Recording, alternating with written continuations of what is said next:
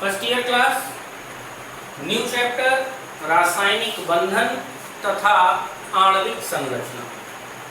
रासायनिक बंधन दो परमाणुओं के बीच लगने वाला वो बल है जिसकी शक्ति के कारण परमाणु के किसी समूह को हम अणु के रूप में व्यवस्थित मानते हैं, यानी कि एक प्रकार की स्वतंत्र इकाई जिसे अणु के रूप में माना गया हो। अब इस स्वतंत्र इकाई से तात्पर्य यह है कि जब परमाणुओं के समूह आपस में व्यवस्थित होते हैं और अणुओं का निर्माण करते हैं तो ये उनकी बंधन क्षमता पर निर्भर करता है। बंधन क्षमता यानी कि उसकी संयोजकता। किसी भी तत्व की जो बंधन क्षमता है उसे ही उसकी संयोजकता कहा जाता है। फ्रैंकलैंड ने कहा कि किसी तत्व की संयोजकता हाइड्रोजन परमाणुओं की उस संख्या को कहते हैं जो उस तत्व के साथ संयोग करे। एग्जाम्पल लेते हैं HCl का। ध्यान से देखें, क्लोरीन के लिए संयोजकता 1 निर्धारित है क्योंकि यह एक हाइड्रोजन से संयोग है। यदि हम एग्जाम्पल लें H2O का तो ऑक्सीजन के लिए संयोजकता 2 निर्धारित है क्योंकि ये 2 हाइड्रोजन से संयोग करते हैं। संयोजकता इस बात पर निर्भर करती है किसी तत्व के इलेक्ट्रॉनिक विन्यास में उसके वाहितम कोश में इलेक्ट्रॉनों की संख्या क्या है, तो इसे संयोजी इलेक्ट्रॉन कहते हैं। कैसे प्राप्त किए जाते हैं? एक एग्जाम्पल लें, पोटेशियम परमाणु क्रमांक 19 का इलेक्ट्रॉनिक विन्यास है 2881। इसी प्रकार क्लोरीन परमाणु क्रमांक 17 का इलेक्ट्रॉनिक विन्यास है 287। तो परिभाषा के अनुसार वाहितम कोश के इलेक्ट्रॉन संयोजी इलेक्ट्रॉन कहलाएंगे। तो यहाँ पर इन इलेक्ट्रॉनों को संयोजी इलेक्ट्रॉन कहते हैं और जिस कोश में यह इलेक्ट्रॉन व्यवस्थित हैं वो संयोजी कोश कहलाता है। तो पीछे के इन कोश को क्या कहते हैं? ये कोश कहलाते हैं जिनके अंदर इलेक्ट्रॉनों की संख्या पूरी भरी हुई है। तो इन इलेक्ट्रॉनों को कहा जाता है कोर इलेक्ट्रॉन। कोर इलेक्ट्रॉन रासायनिक आबंधन में भाग नहीं लेते। इसलिए नहीं लेते क्योंकि किसी भी कोश के लिए 2 और 8 की संख्या उनके पूर्ण अष्टक को प्रदर्शित करती है। किसे प्रदर्शित करती है? पूर्ण अष्टक। तो जब यह अष्टक पूर्ण है तो इनको इलेक्ट्रॉनों की आवश्यकता नहीं। हम अपने ऊपर के एग्जाम्पल की बात करें। अब यदि पोटेशियम अपना यह इलेक्ट्रॉन त्याग देता है और क्लोरीन इसी इलेक्ट्रॉन को ग्रहण कर लेता है, तो एक ने इलेक्ट्रॉन त्यागा और दूसरे ने उसे ग्रहण किया। तो जिसने इलेक्ट्रॉन को त्यागा उस पर प्लस चार्ज आएगा और जिसने इलेक्ट्रॉन को ग्रहण किया उस पर माइनस चार्ज। अब क्या होगा?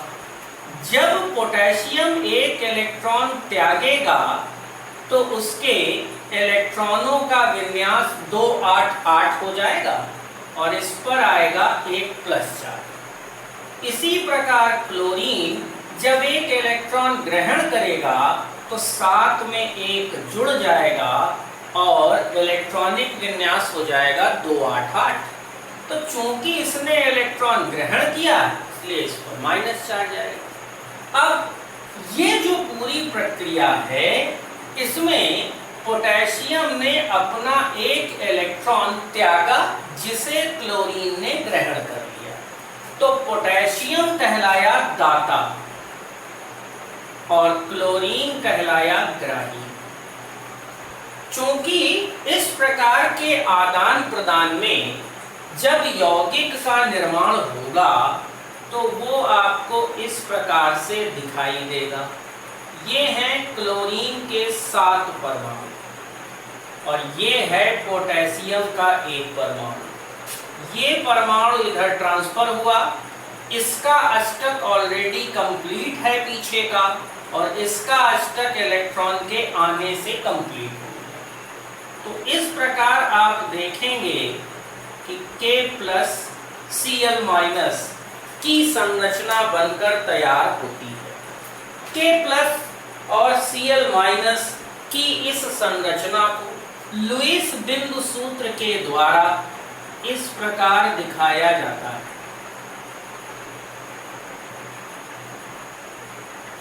कि एक इलेक्ट्रॉन क्लोरीन को पोटेशियम से प्राप्त हुआ, जिसका संकेत यहां पर हमने क्रॉस के रूप में दर्शाया।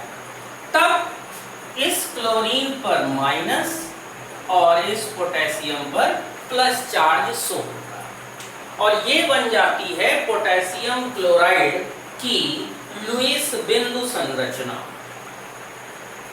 तो ये एग्जाम्पल है संयोजी इलेक्ट्रॉन का। संयोजी इलेक्ट्रॉन किस प्रकार दूसरे तत्व के साथ संयोग कर लेते हैं। कोर इलेक्ट्रॉन, जिनके लिए कोश में इलेक्ट्रॉनों की संख्या पहले से ही पूर्ण होती। कभी कभी आप देखते हैं कि कुछ ऐसे इलेक्ट्रॉन होते हैं जो रासायनिक आबंधन की किसी भी प्रक्रिया में भाग नहीं लेते, यानी संयोजी इलेक्ट्रॉन तो हैं पर वे आबंधन में भाग नहीं लेते। उन्हें हम कहते हैं अनाबंधी संयोजी इलेक्ट्रॉन। अब इसका भी आपको एक एग्जाम्पल दे देते हैं। तो एग्जाम्पल है N2 गैस का बनना। N2 गैस के बनने की प्रक्रिया में नाइट्रोजन का परमाणु क्रमांक 7, इलेक्ट्रॉनिक विन्यास है 2,5, यानी वाह्यतम कोश में है 5 इलेक्ट्रॉन। तो इन 5 इलेक्ट्रॉनों को ही संयोजी इलेक्ट्रॉन माना जाएगा। अब 2 नाइट्रोजन जिनमें 5-5 इलेक्ट्रॉन मौजूद हैं, यदि यह दोनों रासायनिक संयोग करें तो इस नाइट्रोजन को 3 इलेक्ट्रॉन इसे देने होंगे ताकि इसके पास 8 इलेक्ट्रॉन हो सके और इस नाइट्रोजन को अपने 3 इलेक्ट्रॉन इसे देने होंगे ताकि इसके पास भी 8 हो सके। यानी उस स्थिति में आप देखेंगे कि N के मध्य 3 इलेक्ट्रॉनों की साझेदारी है और 2 इलेक्ट्रॉनों ने इस संरचना में भाग नहीं लिया। तो इसलिए इनको अनाबंधी संयोजी इलेक्ट्रॉन कहते हैं। ये मौजूद हैं, अष्टक का पार्ट हैं। गिनती में 8 इलेक्ट्रॉन बनेंगे, 1 2 3 4 5 और 3 इससे प्राप्त हुए। तो इनके मध्य साझेदारी हो गई पर इन्होंने उस साझेदारी में पार्टिसिपेट नहीं किया, तो इसलिए ये अनाबंधी है। इन्हीं इलेक्ट्रॉन्स को लोन पेयर ऑफ इलेक्ट्रॉन भी कहा जाता है। किसी बिंदु संकेत में यदि किसी तत्व के संकेत पर इस प्रकार के इलेक्ट्रॉनों की उपस्थिति दिखती है तो हम उन्हें मानते हैं कि वे अनाबंधी संयोजी इलेक्ट्रॉन हैं। आगे बढ़ते हैं, देखते हैं संयोजकता का अष्टक सिद्धांत। अष्टक के बारे में आपको बताया मैंने कि वाह्यतम कोश में न्यूनतम 2 और अधिकतम 8 इलेक्ट्रॉन का होना अष्टक का पूर्ण होना माना जाता है। अष्टक का मतलब 8 से है, लेकिन अगर हीलियम जैसा कोई तत्व आपके पास है तो हीलियम के पास ऑलरेडी 2 ही इलेक्ट्रॉन होते हैं, तो यहाँ 8 इलेक्ट्रॉन की कोई संभावना तो नहीं है। लेकिन कोश पूरा है तो हम कहते हैं इसका अष्टक पूर्ण है। तो कोश के कंप्लीट होने से कॉसेल और लुईस ने इस सिद्धांत को संयोजकता के अष्टक सिद्धांत के रूप में बताया। उन्होंने मुख्यतः 3 बिंदुओं की बात की कि किसी तत्व की संयोजकता उस तत्व के बाह्य कोश में उपस्थित इलेक्ट्रॉनों की संख्या पर निर्भर करती है। अगर उसके बाहरी कोश में 2 अथवा 8 इलेक्ट्रॉन हैं तो वो संयोग नहीं करेगा, अक्रिय तत्व कहलाएगा। प्रत्येक तत्व जिसके बाह्य कोश में 8 इलेक्ट्रॉन से कम है, अब देखिए यहाँ भी 8 से कम थे, यहाँ भी 8 से कम थे, तो इन दोनों ही तत्वों ने अपने बाह्य कोश को 8 बनाने के लिए इलेक्ट्रॉन को त्यागने, ग्रहण करने या सहसंयोजी बंध बनाने जैसे तरीके अपनाए। किस लिए अपनाए? ताकि उनके बाहरी कोश में 8 इलेक्ट्रॉन पूरे हो सके। तो वो किसी भी प्रकार से 8 इलेक्ट्रॉन पूरे करने की प्रवृत्ति रखता है। किसी तत्व की संयोजकता जैसे पोटेशियम हो, क्लोरीन हो अथवा नाइट्रोजन हो, उनके द्वारा त्यागे गए, ग्रहण किए गए या साझेदारी में इस्तेमाल होने वाले इलेक्ट्रॉनों की संख्या के बराबर। अष्टक नियम के इन 3 सिद्धांतों से यह पता चला कि पोटेशियम की संयोजकता 1 है क्योंकि ये 1 इलेक्ट्रॉन त्यागेगा। क्लोरीन की संयोजकता 1 है क्योंकि ये 1 इलेक्ट्रॉन ग्रहण करेगा। और नाइट्रोजन की संयोजकता 3 है क्योंकि उसे अपना अष्टक पूरा करने के लिए 3 इलेक्ट्रॉनों की आवश्यकता होती है। संयोजकता के अष्टक सिद्धांत के बाद बंधों का प्रकार। यदि हम रासायनिक यौगिकों में बनने वाले बंधों को देखें तो वे आयनिक बंध हैं, सहसंयोजक बंध हैं और उपसहसंयोजक बंध हैं।